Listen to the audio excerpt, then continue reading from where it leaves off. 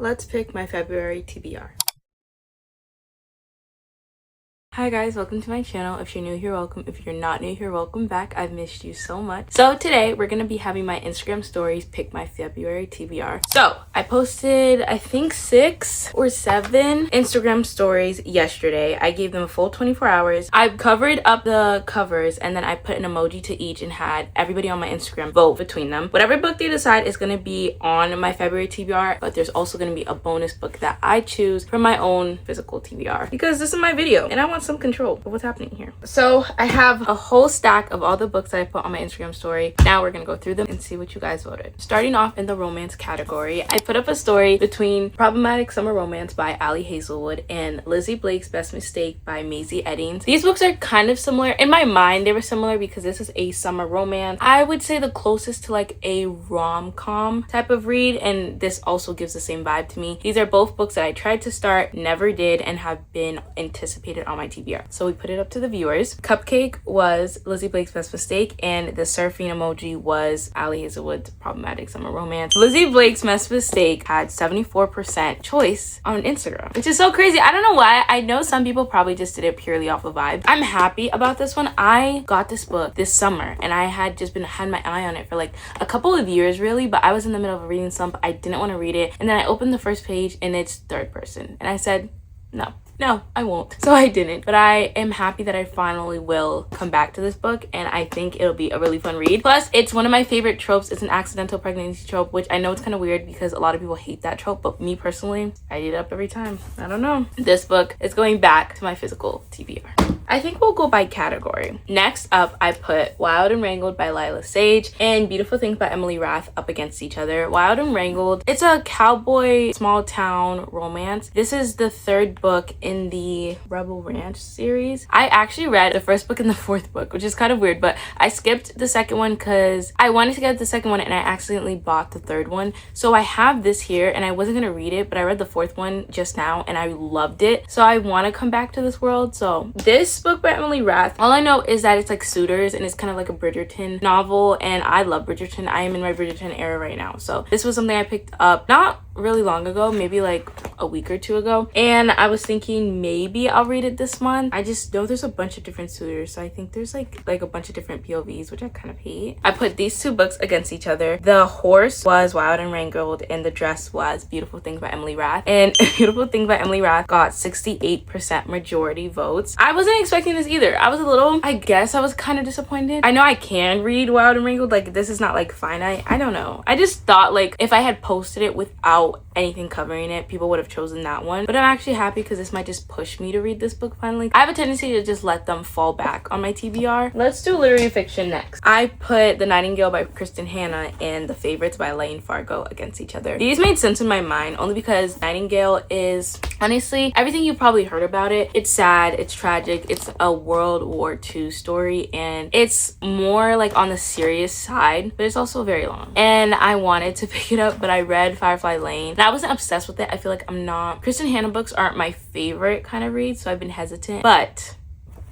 I feel like it's time. The Favorites by Elaine Fargo. This is one of my most anticipated reads that I've kind of just sit and watched because I know it's a literary fiction. I know it's super drama filled, but I have just been in the mood for I'm in the mood for a romance. I'm in the mood for a fantasy. And this is very not any clear plot. It has romance in it, obviously, but it's more of like a drama, a story, and it's about a bunch of different POVs. And I didn't know if I was ready for that. These are just two books that I've been hesitant to read. So I put them against each other, and after 24 hours, The Umbrella was The Nightingale and The Ice Skates were The Favorites. The Favorites won in 76% majority, which I'm happy about. I would have been happy with any of them, but I'm happy with this one because I genuinely really wanted to read this book and I just haven't pushed myself to do it. And The Nightingale is such a long book. I don't want to force myself to read it for the sake of a TBR. I want to make sure that I'm not forcing myself to read long books because that is the easiest way to fall back into a slump. This is going back in my physical TBR. And this is going in my February TBR. Then, for my fantasies, we have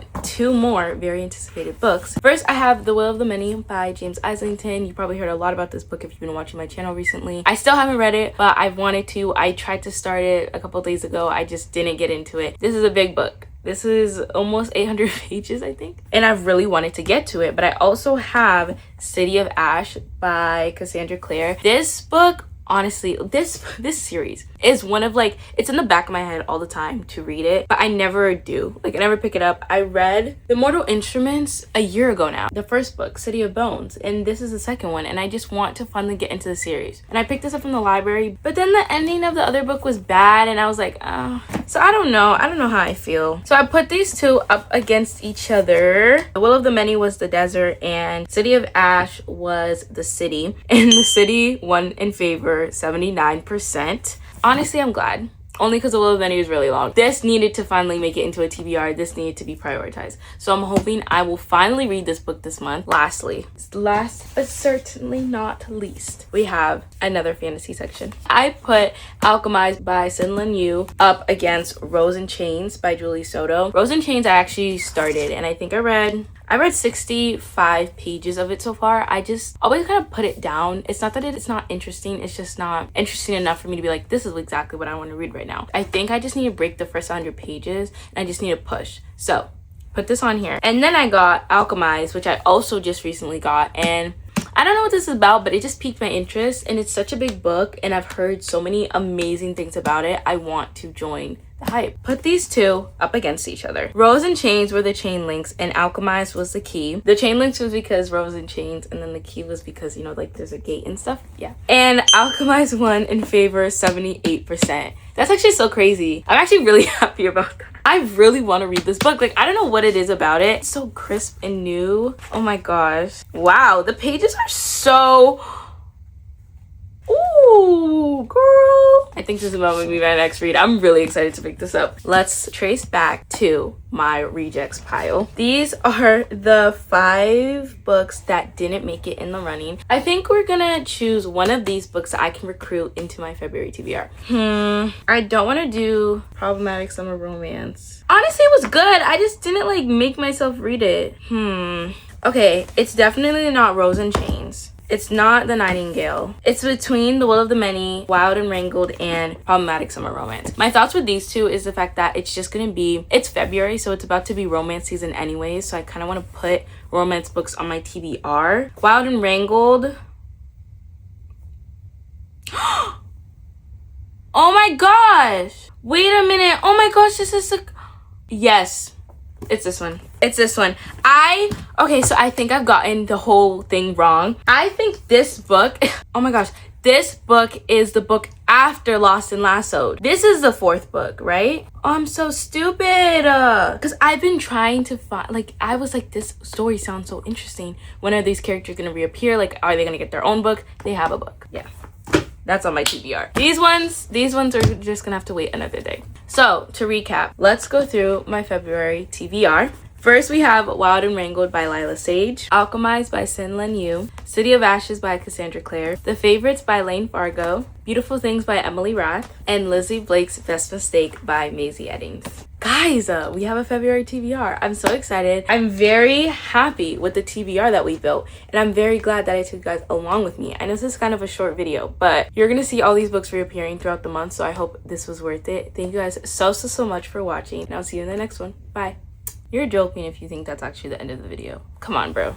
Come on. We're also going to do a quick run through of the books we read in January. I want to talk to you guys about it a little bit because I'm very excited. This is the first month I've read multiple books, even if just one book. This is the first month I'm fully out of my reading slump. So we're going to do a quick just wrap around, maybe like a couple sentences, because I don't want to do like yes, maybe, no, but maybe just this was a good book. Here's my favorite thing that happened, and you should or should not read it. I'm not gonna pull these books down because I just don't feel like it. First, I started the year off with If It Makes You Happy by Julie Olivia. This was a 5-star book for me. I literally just didn't see it coming. It's very rom-com-y, it's very sweet, it's very fall, and I think it's really worth everyone's time to just pick it up. It's set in the 90s in this small town, and Cliff is a single dad. Shelly is the inn owner since her mom passed away, and they're both just trying to balance each other out. He feels overwhelming, she feels underwhelming, and they just work together, and it was just really good. I think everyone should read it, so definitely pick it up. Then I read Fragile Sanctuary by Catherine Cowles. This book, what did I even give this book?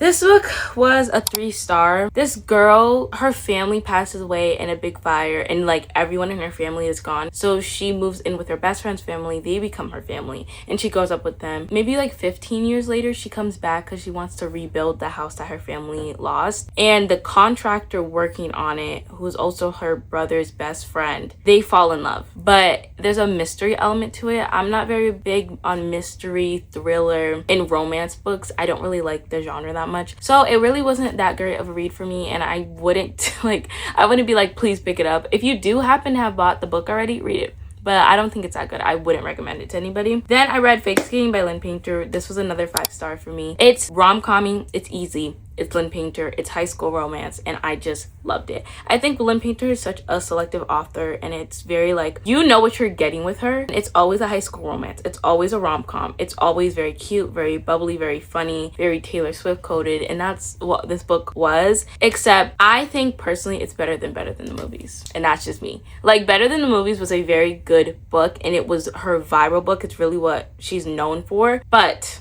when I think about Better Than the Movies and I think about Fake Skating wins out for me in my mind. And I don't know what that says about me, but generally Fake Skating is one of her best books. Like, it's so good. It's a fake dating trope. Danny is moving back to her hometown. Her parents are divorced. Her dad's in the military. Her mom wants to take her back to where her grandpa lives, so she moves back where she grew up. Her boy best friend and her, Alec, had a falling out, so she's kind of nervous to see him. When she finally sees him, they go through a thing where they end up having to fake date. He also plays hockey, so it's both for Danny just being the new girl at school and Alec just needing to protect his hockey reputation. It's a very, very, very good book, and I think every single person should pick it up. It is so much fun and it's so pretty, and I loved it the most. Then I read Great Big Beautiful Life by Emily Henry. I gave this book, oh, I didn't rate it. I would give this book 4.25 stars. It's a really good read and it has a good story. It's about Alice and Hayden. They're both competing for this journalism opportunity for Margaret Ives. Margaret Ives is like the rock star's wife who disappeared. She comes back into the light. Everybody's like, where have you been? And she's ready to finally tell her story. They both are going against it, but we find out that there's more behind why she's decided to finally tell her story. They fall in love at some point. Their romance is such a good slow succession because it's just very continuous, and I loved their relationship. I also love that there was multiple love stories in the books. We see Margaret's love story, Alice and Hayden's, of course, Margaret's grandparents and relatives, and all these things, and there's so much that goes into this one plot. But I also felt kind of like it dragged on. It felt kind of like a history lesson. Like, I was sitting there looking at her entire family tree and I just didn't really want to hear it half the time. It's very much so the story of Margaret Ives dressed in Alice and Hayden's POV. I would recommend it to someone else. It's a very good read. And then I read Wild Reverence by Rebecca Ross. This book I gave 2 stars. I hate this book. I have very interesting feelings for Rebecca Ross because I want to read Divine Rivals. Oh, it's up here. I want to read Divine Rivals. It was such a popular book. I still haven't picked it up. But after reading Wild Reverence, I just can't. Wild Reverence, the plot was just so like, what is happening? It was like, okay, and then a banana flies through the sky and a monkey jumps from the water.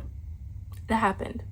It happens. Why? It doesn't make any sense. Like, it is I really liked the world. I hated the plot and I just couldn't get behind it. The characters were great. The plot, no. I was so confused. I couldn't wait for the book to be over. I never want to read it again. I would not recommend the book. Then I read The Second Death of Locke by V.L. Bovalino. This book I gave 4.5 stars. I really loved it. They have the perfect romantic-y romance ever. Kira and Gray are very inseparable. They're best friends. They're mage in a well. Basically, the power system, there's mages and then there's wells. They'll tap into a well for their powers, so 2 people are tethered together. Gray is Kira's power source and they're best friends, and they're in love with each other without either of them knowing, and they're uncovering secrets about one another. I guess other people are uncovering them because they've always known between the 2 of them. Locke is the Io of this power and it burned down, and we're kind of going on journey to restore the Isle, and within that a lot of secrets come out, a lot of things are revealed, and it's just a really great story. I really loved it, and I loved Kieran Gray. They are perfection. Like, they are the blueprint. I don't care. I wished it was 5 stars. I just didn't have a 5-star feeling. I think if I just felt personally connected to the book, it would have been 6,000 stars. It's such a great fantasy book. Then last but not least, yesterday actually, because today is February 1st. Yesterday, January 31st, I started and finished Lost and Lassoed by Lila Sage. I talked about it a little bit earlier, but this book is about Teddy and Gus. Teddy is eccentric, and she's the girl in the very first book's best friend. She has always lived in this small town, but now she feels like she's behind in life. She's lost her job. A bunch of things are happening, and Gus is a single dad for the summer. The mother of his child is gone for the summer, so he's stuck taking care of Riley all by himself. He needs help. He's trying to take care of his family's ranch. He has a lot of responsibilities. So Teddy ends up working for Gus as a nanny for the summer, and within it they fall in love. I really loved the book. Like, I really loved it. I didn't even rate it. I think I would give this book 4.5 stars. Really great. I love their love. They were really good. And I've had some really great reads this month, contrary to popular belief, because I did hate some of them, but a lot of them peak. Now the video can be over. Thank you guys so much for watching. I love you, but God loves you more, and I'll see you in the next one.